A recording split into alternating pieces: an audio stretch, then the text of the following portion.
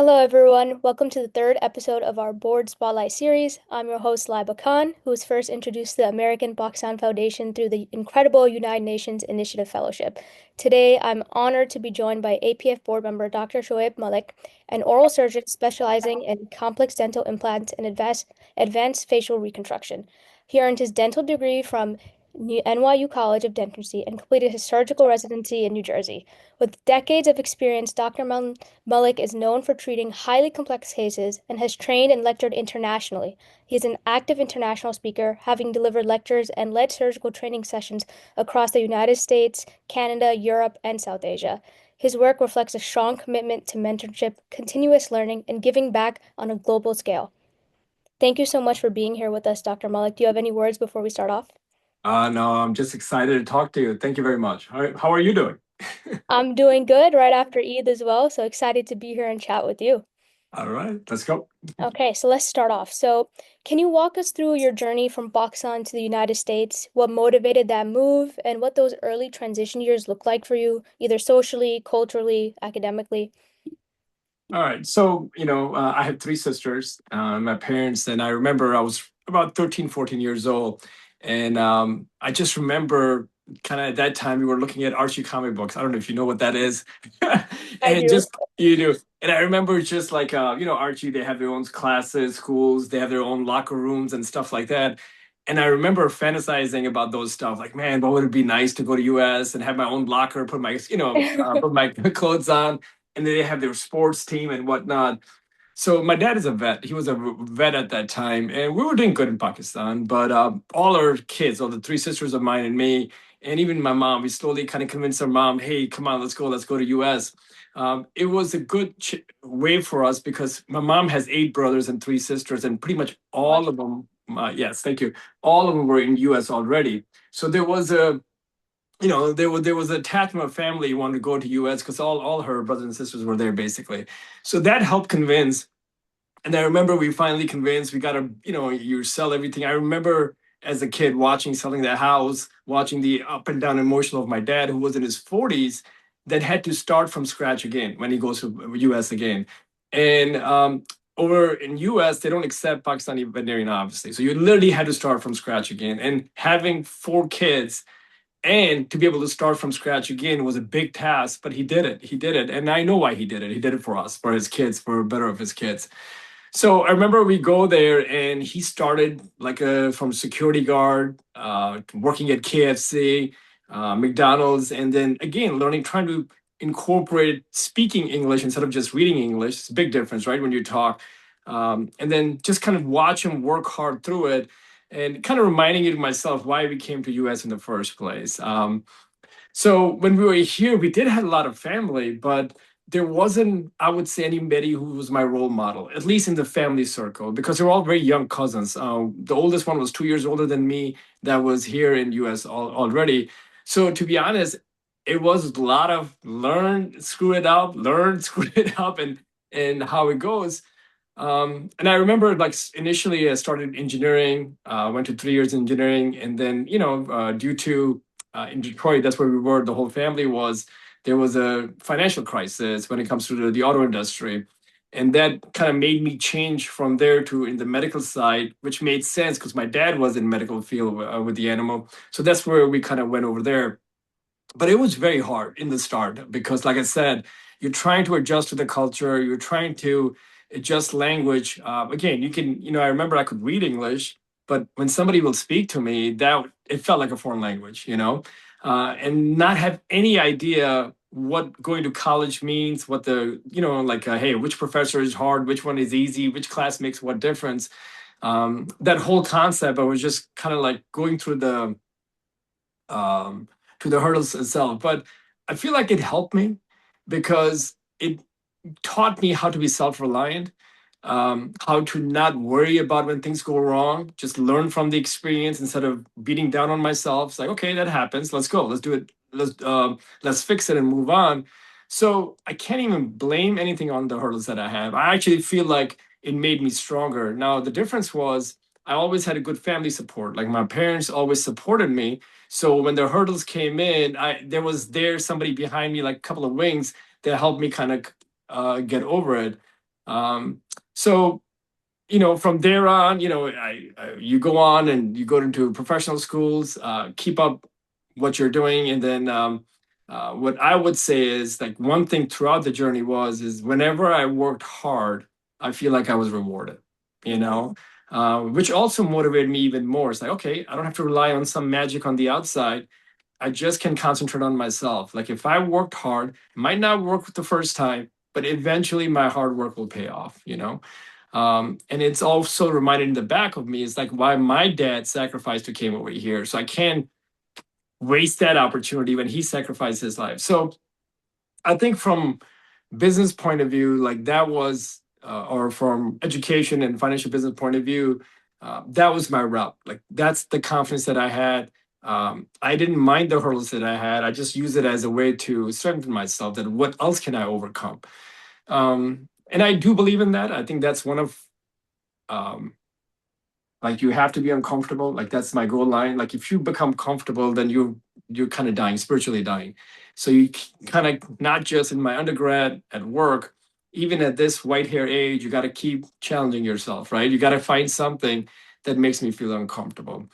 And I feel like that attitude really, really helped a lot. On the family side and like cultural, like I went through a bunch of roller coaster, like imagine you are from Pakistan at a very young age where you know enough Pakistani culture, you can speak Urdu, you know when something is not Pakistani, somebody's something different, and then just come here and then just day and night, and that was like a couple of decades, more than 40 years ago. So the environment was very different over here. And then just the battles of like, your parents are so from Pakistan, they had certain rules and regulation, versus as soon as you step out of the house, it's like a different world. And try to balance those things without feeling guilty. You know what I mean? So that was probably the more tougher of a hurdle because I never had a clear objective what the right is. At least on the school part, you know what the right thing is, and you kind of aim for it. But on the kind of culture, moral, custom part, you just have to battle it out and try to figure out what, at least for yourself, might be the best thing. Yeah, I know. Thank you so much for sharing. I think one, that's an amazing mindset to have too, to learn from those hurdles and to be uncomfortable. I think a lot of times it's scary to be uncomfortable, but you work hard and then you're rewarded, of course. So that was a great story about your resilience, your family's resilience, your father's resilience, because I can't imagine having to navigate a new country, learn a new language while dealing with all these things about getting a job and education. And it's usually on the flip side for, I think, as me as a Pakistani American born here, where I'm trying to be tied to my culture, whereas you are facing the struggle of new environment and figuring out how to navigate this culture with your old one. And so I kind of want to zoom in on this and say, did you have any sort of moments where you felt challenged or moments that helped you build confidence early on? Is there any specific story you remember of like facing that difficulty about culture and academics or new language? Yeah, I mean, every day was a battle. Because I'm very social. So let me give you an example. This sounds a little bit like I love dancing. Like that was a big part. I took 2 years of dancing in college Wow. too. And I remember when I was in Wayne State, Detroit at that time. The Muslim Student Association and Pakistani Student Association were basically one group. Like whoever was there on the other side, and so they were very conservative. And on the other side, there was an Indian Student Association, and they were throwing, the dance, whatever, blah blah blah blah blah. I end up joining them, and not just joining them. I was in their board. I was from Pakistan, and I was in the Indian Student Association board. I was friends with my Pakistani on the other side, but that was just trying to tell you the complexity, right? Like where everybody in that group, if you're Muslim, if you're Pakistani, you're Indian, you're trying to figure out. I was in Pakistan right now. It's easy. There's one roadmap. Everybody follows that roadmap. There's a little bit of variation here, but Eid happens, they all show up. Eid ends, they all go away. Ramadan, the whole country stops, right? You can't eat anywhere. All the restaurants are closed up. So if you're a young person, somebody's already structured you through it, right? Here, when you're young, think about it. I'm about 14, 15 years old. My dad is just basically trying to survive because he just came to US. So he's kind of busy putting food on the table. Nobody has time to give me the pathway where I need to go, right? And so you kind of go out and then you're seeing all these different things. You're seeing Indian friends, you see your Asian friend, there's a Buddhist friend, there's a Christian friend, and you're like, what's going on? Like, um, and so there was every day there was a battle trying to figure it out. And I think that was healthy, because what happens is when somebody makes structure for you, then anytime somebody asks you a question, you don't know how to answer it because somebody else did all the homework for you, right? But when you're creating your own path, as hard as it might be, but you were figuring out the answer for yourself. So every step you took, even though it had a lot of weight on it, you felt very confident because that was your decision. You came to that conclusion. Where do you want to be? I'm not saying that it always the right step you took, but at least you felt like, okay, I know I did it because I choose to pick that answer. And you can see that because within our family, we have three sisters and me, and we all have a little twist, a little difference in everything that you see because we all kind of made our own decision as we were going out. Um, so again, it's one of those things where I now, at that moment, I was probably like, man, this is tough. I don't want it. But now I appreciate having those hurdles, because once you overcome them, you build confidence, which sets up you aiming high, and I feel like that's exactly what happened. Okay, yeah. I think the idea of like your choices means your decisions and responsibilities. So the rewards are your words. And then if you have hurdles, you have this family kind of to back you up, but also you navigate your own space and your own process. Yes. Definitely helps. Yes. Sure. I think also understand the family dynamic. I'm actually the youngest of three older brothers, so it's kind of like the opposite of this. That's a struggle Yeah. on its own, so I can relate. But I do want to kind of backtrack. So you said that you were at Wayne State, and then I know you went to NYU and then Jersey. So can you kind of take us through this process? And you've been all over, so maybe let's start there, how that process was in the moving. Yeah. So at Wayne State, I was under the umbrella of my family. So no matter what happened in school, what I believed, what I thought, when I came back home, I went back to Pakistan, basically. um, and then I learned a lot because, like I said, I had a ton of non-Muslim friends, ton of non-Pakistani friends, a lot of Indian friends, because we had the common ground of dancing and music and whatnot that was more openly celebrated. And I choreographed a lot of their dances in their stages, whatever, you Oh, know. So again, that just exposure to just different culture, different ideas, and then also getting rid of a lot of stereotypes, right? Because when you see, if you're in Pakistan, you only learn about other cultures on a tube on a TV, right? But when you meet people individually, you kind of realize, man, there's not much difference between us, right? If you were born in my place, you're probably very close to what I'd be doing. And if I were born in your place, because our instincts are pretty pure and simple, you know. But when I left Wayne State, now I was outside of the umbrella of home. So I dorm in New York, and imagine New York. You can't imagine that diversity, right? And I remember in my interview, there was a guy from Afghanistan sitting on one side. There was a guy from Ukraine. Ukraine on the, like it was all over the place. And again, it's just my mind. It's like firecrackers in my brain. It's like, oh my God, like what's going on? And I love talking to people and learning everything about different cultures and whatnot. But that being said, I never forgot that I was from Pakistan. It's not like I didn't realize I left that identity. That never happened. Even now, that's not. I can be critical of Pakistan. I can be loving it. You can't get rid of what you were born. That's just not going to happen. Especially me because I know how to speak Urdu. I can speak Punjabi. Like I have roots that are there.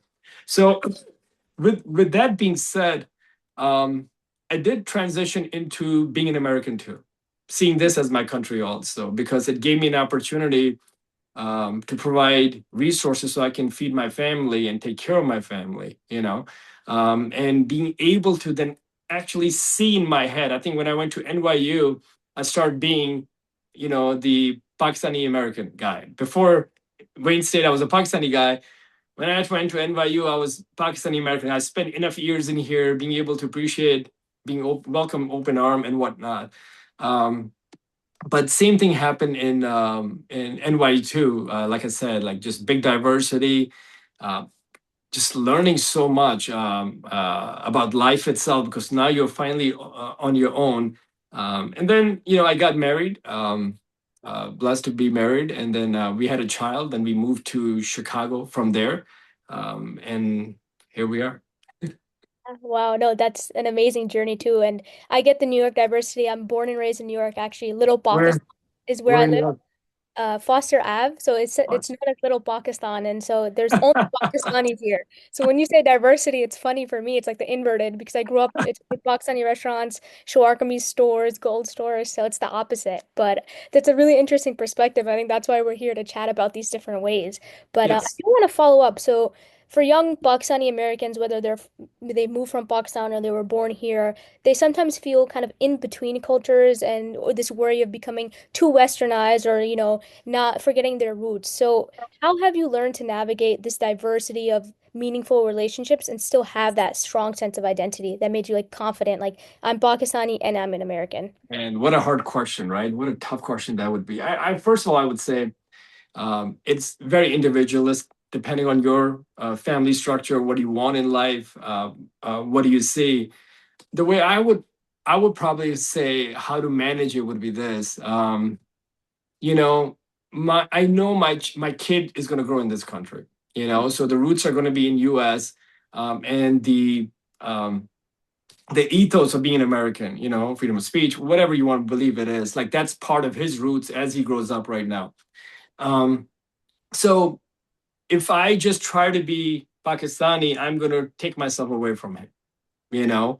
So I know what the next generation is going to be. So there's a balance that I learned because when my dad was here, we had lack of communication because he was 40 years old when he came in and I just couldn't understand just basic school culture that is here. So I had to be behind his back because I know he's not going to understand it, unfortunately, right? I don't want to do that to my child. I don't want to have that gap. So, I do understand and actively kind of take part in understanding him being a kid who's born and raised in the United States, to be able to meet him halfway through instead of, hey, I was Pakistan, I'm your dad, you come to me, and that's the only way it's going to be. So I think the responsibility starts from the parent first, to be more open minded, at least in the sense that your experiences, believe it or not, because think about it this way, as an adult, you have wisdom, and the wisdom is based on experience. But your experience was in Pakistan. It's almost in many cases irrelevant when you're here in the United States. I'm not saying all of it. Humanity and human beings have still the same kind of instincts. But many of the things were things that just not part of the American culture. So instead of being stubborn and then still try to use those more wisdoms, be humble enough to hear now and then be flexible too. The kids are going to be just like kids over here, in US in general. You have already enough problems. You lack so much confidence because you haven't accomplished anything. Everything looks hard, just to buy a house, to be a parent. Like the kid is going through enough already that I'm going to add more on his table, to go through. So I think what my recommendation would be starting with the parents. Understand the fact that your experience, especially if you lived in Pakistan, is drastically different from your kid experience that's going to go through. So maybe your wisdoms are not fitting for him, or she might not understand it. So be more open to hear them and learn from them. From the kid point of view, I would say, man, just experience everything. Talk to anybody, learn from everything. You don't have to be at 100% opinion about everything in life, right? You don't have to be like, okay, this is 100% somebody to know. It's okay not to know sometime. The beauty is the journey of gathering knowledge. So it's okay not to give 100% opinion about everything in life. Just learn from your parents. When you step out of the house, learn from those guys, and believe in your instincts sometime. Like I think from school wise, I would always say, confidence is probably the most important, and the grit of discipline is the second to confidence. That will get you, no matter which country you are, that will get you to your goal the most, with the highest probability. When it comes to dealing with people, the very simple rule: don't treat people like you treat yourself. And as you're doing that, just learn, and hopefully as you get older and older, those puzzles will start forming, and there might be a big picture in front of you. Yeah, absolutely. I think you have a very philosophical approach, which I appreciate. I was a philosophy major, so kind of the variety of wisdom tied to lived experience and recognizing everyone has a different lived experience and being flexible. I think that's so important. And I know you mentioned dancing too. I wish you came. We have those mock Mandy's now in PSA at Harvard, especially. So I know you would have been a blast there as well. Yeah. Yeah. Um, Even now, like I love weddings because that's where everybody dance. That's the only legit excuse you have of dancing is you go to Especially Boston weddings. the Yeah. yes. No, I completely understand too. And you kind of mentioned like this diverse thing. We come back to this, like these new relationships and new experiences too. So it's totally okay if you don't remember, but I was wondering because you mentioned diverse friends and meeting people of different cultures and religions, is there anything new you've learned from a friend about a new culture or religion that sticks with you? So I travel a lot. So as a family, we travel a lot. Um, so I mean, we just came from where we came from. We were in Uganda, and then we did a mission trip. Where did we do? Cambodia, right? So we just came. So we were in Haiti, but and then Guatemala. So I think it is an interesting point when I said when we first came to US, um, it was like a firecracker in my head when I saw so many different people. Like even from Christianity, I saw Pentecostals, and they were South Indian Pentecostals, and then you meet a Catholic, and I'm like, I thought they were Christian, but they're completely different. Like the way they talk, the way their things are, right? But it was so interesting to me. Like I find people very interesting, you know. I would love to talk to people. Like I would sit here and I would just want to ask a question who you are. I find that like a science book, super interesting, right? So I kind of kept that going even now. I love to travel, and I can't particularly just give you one example of what, because like I said, I've been through, like 50, 60 countries I visited, and not just for business, just to meet people and enjoy life. And every time I can tell you a lesson overall, which is, I tell people all the time, travel, because it will put your life in perspective. When we do a mission trip, all the things that were bothering you in the United States, go to Uganda and you'd be like, oh man, that's first world problem. Like it just vanish away, because everything in perspective. It's like, if in a desert, if I give you a glass of water, it's going to be like the most beautiful water you ever had drink, right?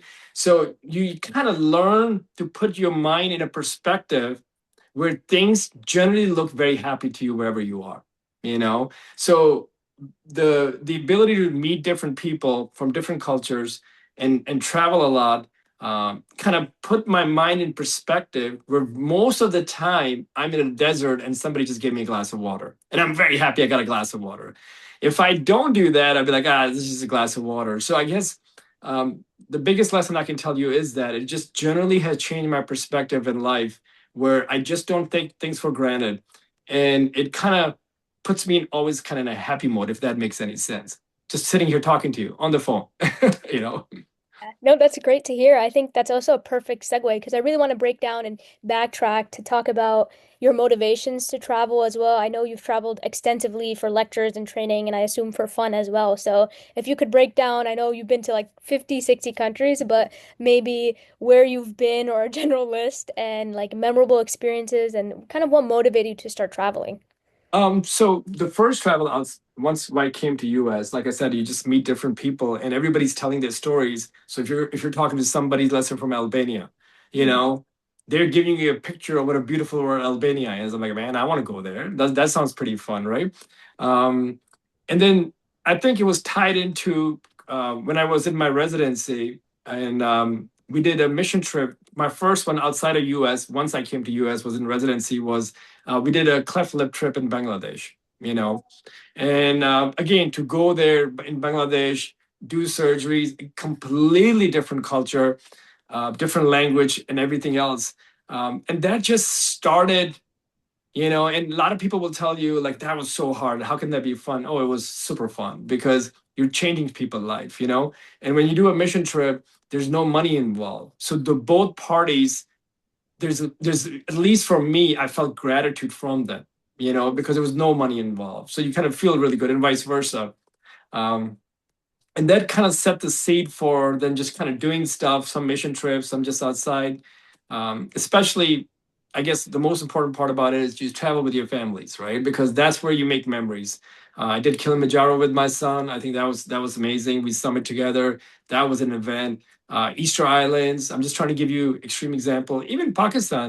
I took my son to Pakistan. First time he went there, he's 16 right now, and we went there about 4 years ago. And he's like, "Dad, this is the best food ever." And now he sees my he sees my stupid little habits. Now he's like, "Oh, that's where it came from." And he's like, he's adding two and two together. It makes sense to him. Oh, okay, okay. And then and part of it, to kind of maybe turn on myself the story a little bit. I did want to go back to Pakistan, and help out. Like that's always in the back of my head. And to me, like a circle in the story. You start out in Pakistan, you go somewhere else, and then you come back as an adult to kind of help it out. And that was my trip was this year was I'm building I'm trying so I do maxillofacial surgery, and I believe we have this best state of the art clinic in US, and I'm trying to replicate that in Pakistan too. In Lahore, Gulberg, the process was getting started there to buy a land and kind of build it up. And one of the reasons I did was I was there, I was giving a talk, and I was talking to some surgeons, and I was shocked how much money they make. Unfortunately. And I know how hard it is to be a surgeon. It doesn't matter if you're in US and Pakistan, you still have to learn the same thing. You still have to go through the same journey. But it was kind of almost bothering me that why am I making this much and how come these guys are doing that? So I'm like, okay. And then one of the doctors came up, approached me. I'm like, let's go. Let's kind of build something happen. Yeah, no, that's you're doing incredible work and have such grounded motivation. So I wish you the best. That does Thank sound you. really incredible as well. And yeah, this like idea of travel and learning these new experiences as well. It's so amazing. Of course, it is a privilege, but when you get the opportunity to do so, it's always so It amazing. is. Um, It is. yeah. Do you have anything that's on your next travel list or like your wish list? I am. We're going to Fuji. I mean, we're going to Japan to Mount Fuji. The families kind of go there, and my family has the same mindset as me, which is, to be uncomfortable. So they go on. I drag them to these. They're like, "Oh, we're going to Japan. It's funny." I'm like, "Yeah." You're climbing a mountain. Like, "Oh no," you know. But that's, I guess my advice in addition to that would be, like I said, it's very easy to somebody to say like, "Hey." Try to be uncomfortable all the time. You see that written all the time, like, hey, be uncomfortable, be uncomfortable. But it really is true, but it's very hard to achieve. Like personally, if a third person is looking at my life, they're like, oh man, he's a surgeon. Look at his surgeries. They're tough. He's doing big cases. His life is already uncomfortable. That's not true. I do these surgeries with my eyes closed. Anything you do for 10, 15 years, it's not that difficult anymore. I'm not saying you don't have responsibilities and there might not be challenges, but I've been doing that for 15 years. So even then you get complacent and life goes down. So you have to keep adding. So one of the things I do is I like to every year I like to pick up a challenge, completely something different, and then finish it, and then finish it. So like a few years ago, I got certified skydiving. Then I did hang gliding. I have a black belt in Brazilian Jiu-Jitsu, being a pilot, like all these things every year. I would like to pick up a challenge and then kind of go for it. And I'm being honest, that's like one of the questions that I ask young people who are 40 all the time, because I think that's such a crucial age in life, right? Because you're in your career and you're kind of going like this, right? And then comes a key why point, like what do I do now? Do I stay in the horse and keep riding it, or do I step off and enjoy the world? So I generally ask people at 40, like, what do you think you have achieved more in life? Let me ask you, how old are you, if you don't mind asking? 22. 22. You're young. But let's say in your 40s, and I will ask you a question. When do you think you have achieved more in your life? From 0 to 20 or 20 to 40? Okay. And vast majority of people will say 20 to 40. That's when they became the accountant, the surgeon, the lawyer, the whatever it might be. But the reality is it's not even close. You have learned so much from 0 to 20. it's absolutely insane. You learn how to ride a bike, you learn English, you learn math, you learn science, you learn humor, you learn how to sing, you learn. There's so many things you learn from 0 to 20. After 20, you can probably count on your one hand. You know what I mean? And and I always thought about it, right? Like the gratification of fulfillment from 0 to 20 when you're young and excited. What happens after 20? And the more I thought about it, and my conclusion finally came to it, the reason your accomplishments just dive after 20 is because 0 to 20, you didn't have a choice. You were told what to do. You went to school to learn social science, geography, math, this and that. And as soon as somebody gives you the comfort of freedom, you just want to do what's only necessary to get that one goal that you're looking for, right? And I feel that has an effect on overall people's depression, how they feel about themselves. Imagine if you dumb down and now you only think is your career, and what if the career doesn't go? You're going to be really depressed now, right? So that's why I was saying, like, I like to keep adding, like as if I was 20, at least mentally, of learning something new every year, to kind of keep up feeling gratitude that I've accomplished. Yeah, well, I think you kind of blew my mind a little with this comfort to freedom thing and that question, 0 to 20 versus 20 to 40. I think that's so important for us to hear, especially me, someone still building and learning their career and things like that, to keep in mind this kind of idea of learning and not stalling yourself. But yeah, that was incredible. Yeah, that was a great point. I didn't think of that because my initial reaction would have been 20 to 40, and now I'm looking through and like you said, riding a bike, graduating high school, college, traveling, these things happen more when you're younger versus 20 to 40, you kind of get stuck in this mindset of, I need I to have mean, a job. if you look at from 0 to 20, like if play an instrument, like I said, you learn geography, history, math, like all what is about you Mhm. was set up. Even riding a bike or driving a car, like there's so many skills that are so unique, life-changing skills you learn from 0 to 20. But after 20, it'll be very, very small. But also think about it this way: going from that, and when you go this, it has mental effect on you. And Yeah. you're still trying to figure out why I'm not happy. Like, at least for a man like me, like, why am I not happy like I was when I was young? If I ask people, and even my age, their best time, they'll always go to college and younger, because that's what everything was like this. And I do understand life responsibility come in. You have kid, you have family, you can't do when you were as a young. But I still find there, like, one of the guys who always asks me is like, Shuaib, forget about being a surgeon. How the hell do you manage your time to be able to do all the other stuff, right? And that is a true art. I'm not going to lie. That is a true art. So in my life, first thing, I don't watch TV, right? Mm. I'm not going to do anything passive, all right? If I'm going to be involved in something, it has to be interaction. So I'm giving out some info and getting some info back, right? So if you watch, let me give you an example. If you watch, let's say, if you watch TV 3 hours in a week, okay, give me those 3 hours in a week and I can teach you any skill in 3 years, right? That's the mentality I have, right? And I feel like every time you learn that skill, or again, I was with this friend. She never hiked before, and when we were in Pakistan, and they did a lot of other stuff, a lot of amazing stuff, passive stuff, like watching this scenery, this and that. But the one she remembered was the hiking, because she did it, right? She came over something, even though for me that hiking was okay from A to B, not a big deal, versus watching these exotic things. But she felt good because she accomplished something, you know? So I feel like that is always been part of it. So, but what happened is as we get older, we get this drug called comfort.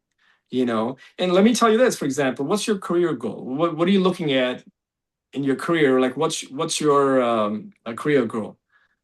Yeah, I mean, so I guess right now the focus is law school, becoming a lawyer, and I guess the dream is opening my own immigration firm. Okay, so my question for you would be, what would happen once you open your immigration firm? That's when the challenge starts, That right? is, That's when it's going to happen, because you will reach your goal and your mind is going to say, hey, man, you work so hard so you can enjoy your life and relax, which is exactly the opposite of what you should do. you know yeah. and that's what generally happens, especially with successful people who are medical doctors, this and that. And I will even tell you something basic like this: take care of your body first, work out, eat right, so you feel good about yourself. When your body's in good shape, then start working on your brain, right? And then challenge yourself, you know. And a lot of people don't even want to work out because they feel like they work so hard, so they don't have to do anything. That's the whole point of working hard, you know. Uh, Yeah, that these are mind-blowing bits as well. I didn't think about this. Even those like 3 hours of passive time, we put on a Netflix show and you don't realize how much time that actually takes out of your day. I think my mom loves to give this advice as well. So when she listens to this, she's going to be like, "See, I told you, look, this is the doctor telling you too." So I'll give you one thing. Do you remember the Lamborghini ad on TV? the Lambo ad? I don't think so. Good, because there wasn't any. You know what? Do you know why? Because Why? people who drive Lambo don't watch TV. Oh, wow. So Yeah. there's because that's what it is. Because time is the most valuable thing that I have, right? And if I tease my son all the time when he's on TV, I'm like, you're watching other people's dream come true when you're watching TV. Make That's your own dream come true. Invest that time in your own dream so that guy's watching you, yeah. to do it. No, But I that's a get great it. I'm not absolutely on it. I'll watch sport here and there. I'm not saying you should be so rigid where you're not allowed to take a step outside of your own little structure. But the idea is, in overall, I will tell you this: when you're working hard, physically or emotionally, but you feel like you're building yourself, you're not going to get same tired. It's a Mm, very different tired. Okay. And I'm telling you to invest in your life, learn, invest in your life. So when you do have time and you feel like I just need to sit on a couch to relax, no, do something else to add a skill.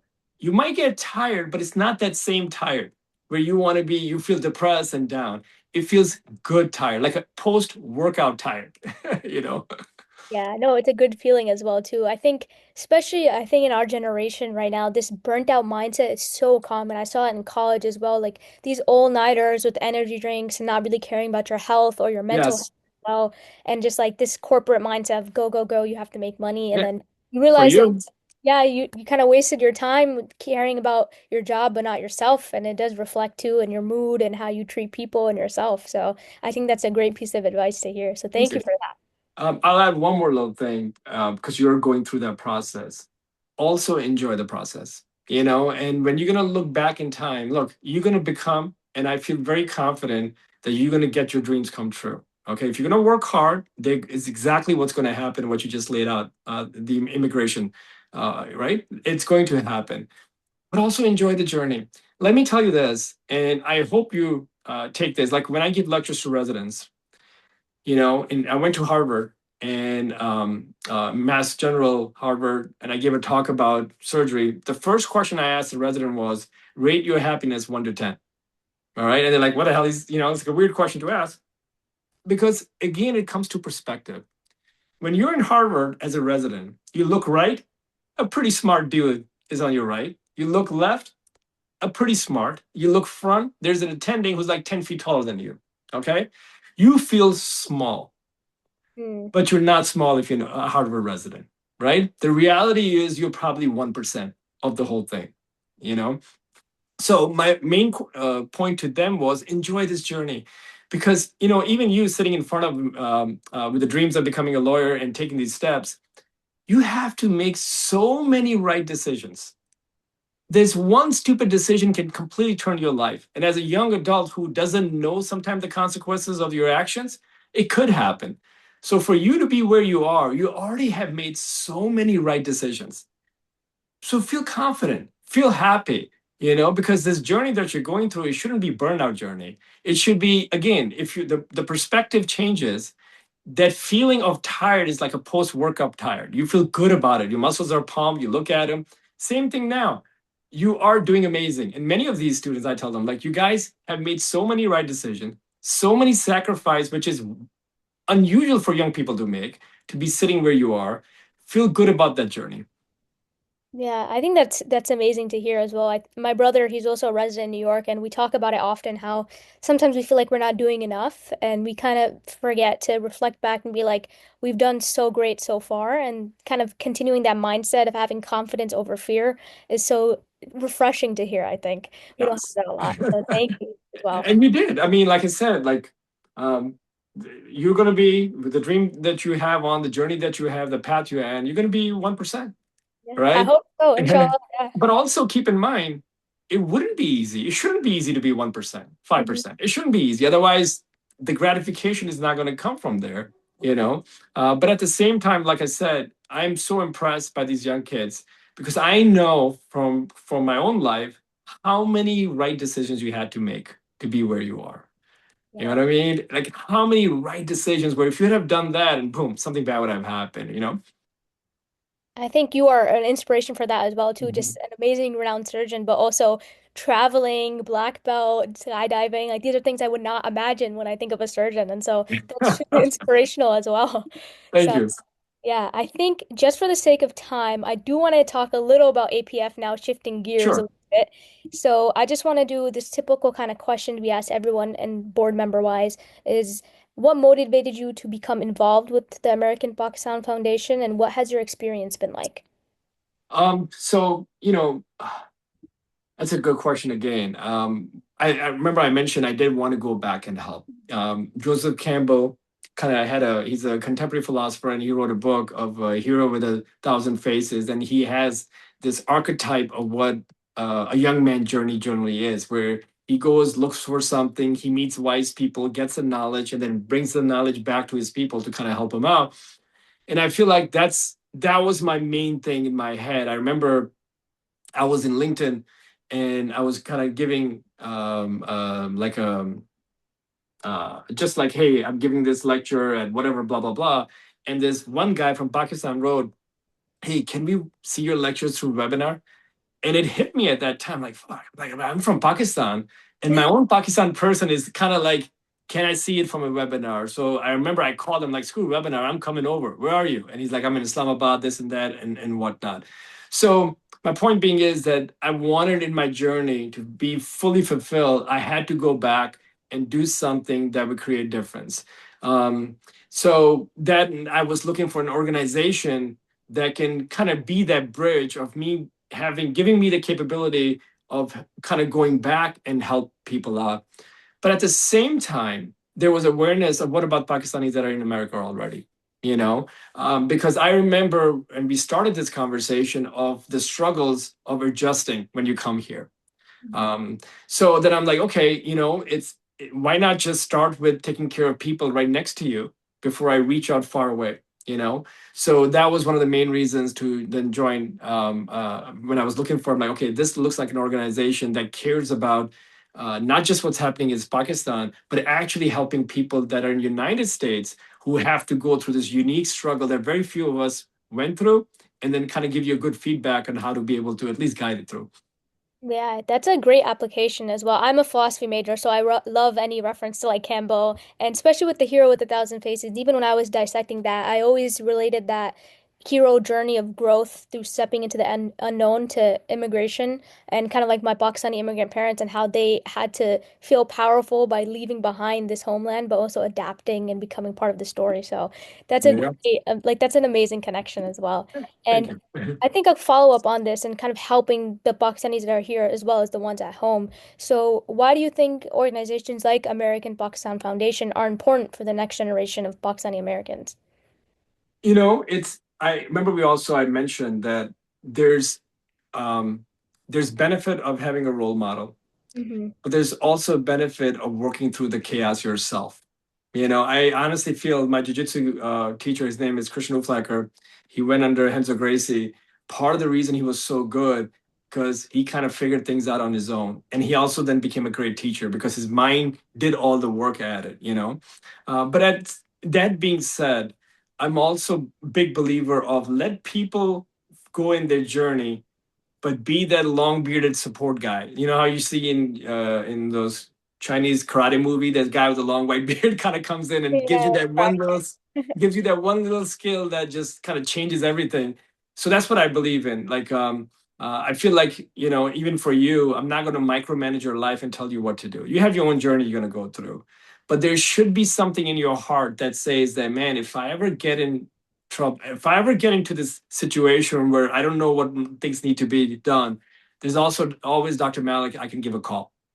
So I feel like that support is very important for young people. Let them go through their own journey, let them fix things out, but they should believe in the back of their head that there's somebody there who went through the same thing I have. And if I need an advice, at least I know um, somebody's there behind me, as a support. Yeah, and we are so lucky, those that are part of the APF community, to have mentors and support systems like you. So thank you so much for that as well. Thank And you. I think for the sake of time to close us out, just because we're going a little over, is I want to ask you our final question. So if you were sitting in a room full of Pakistani American students and young professionals today, what is one thing you would encourage them to start doing this year to invest in their future? Personal growth, and I'm telling you, the two most important thing in life for young people to be successful, and you are going to be if in US. If you work hard, if you have a dream and you work hard, you are going to get there. The question then becomes what hard work means. So I would say have confidence, develop confidence by achieving things in your life, because confidence means you're going to aim high, and then be disciplined. And discipline means doing things without any reward. And I joke about it with my son. That's why he does all the chores, because chores are like discipline, right? There's no reward for it, but you start learning how to do chores in life and whatnot. But develop discipline. And one of the easiest way to check your discipline is workout. You Mm. know, when you develop the habit of working out, because if you go to the gym right now and you work your butt off, you look in the mirror that day and nothing changes. You come the next day, nothing changes, right?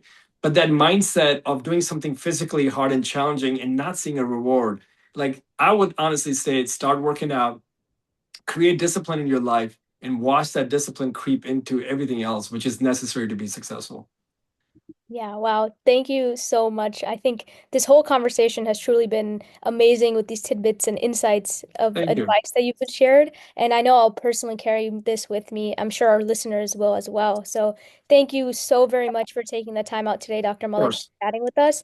And thank you everyone for tuning in to our board spotlight series. And please stay tuned for the next episode. Thank you so much. Bye bye.